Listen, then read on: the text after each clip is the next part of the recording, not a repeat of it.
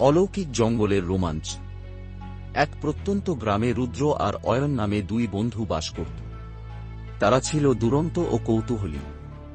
গ্রামের পাশে এক বিশাল ঘন জঙ্গল ছিল, যেটা সবাই চন্দ্রমালা জঙ্গল নামে চিনত।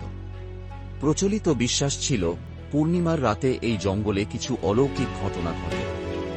অনেকেই বলতো, জঙ্গলের গভীরে এক রহস্যময় আলো জ্বলে, যা দেখে কেউ গেলে আর ফিরে আসে না। কিন্তু রুদ্র আর অয়ন এসব গল্পে বিশ্বাস করত না।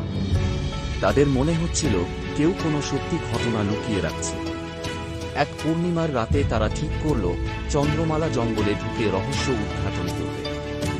রাতের আঁধারে হাতে একটি লণ্ঠন আর ব্যাগে কিছু খাবার নিয়ে তারা বেরিয়ে পড়ল। জঙ্গলে ঢোকার পরেই চারপাশে যেন পরিবেশ পাল্টে গেল। গাছের পাতাগুলো এমন শব্দ করছিল, যেন কোনো ভাষায় কথা বলছে। পথ ধরে কিছুটা এগিয়ে যেতেই তারা দেখল, সামনে মাটি থেকে কুয়াশার মতো এক ধোঁয়া উঠছে। ধোঁয়ার মধ্যে তারা দেখতে পেল এক মোটা বটগাছ, যার ডালপালা পুরো আকাশ ঢেকে দিয়েছে।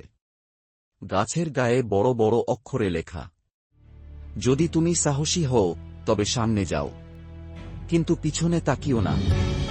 রুদ্র আর অয়ন এগিয়ে যেতে লাগল। হঠাৎ পেছনে একটা মৃদু গর্জনের শব্দ শোনা গেল। অয়ন বলল, রুদ্র, আমরা কি ভুল করছি?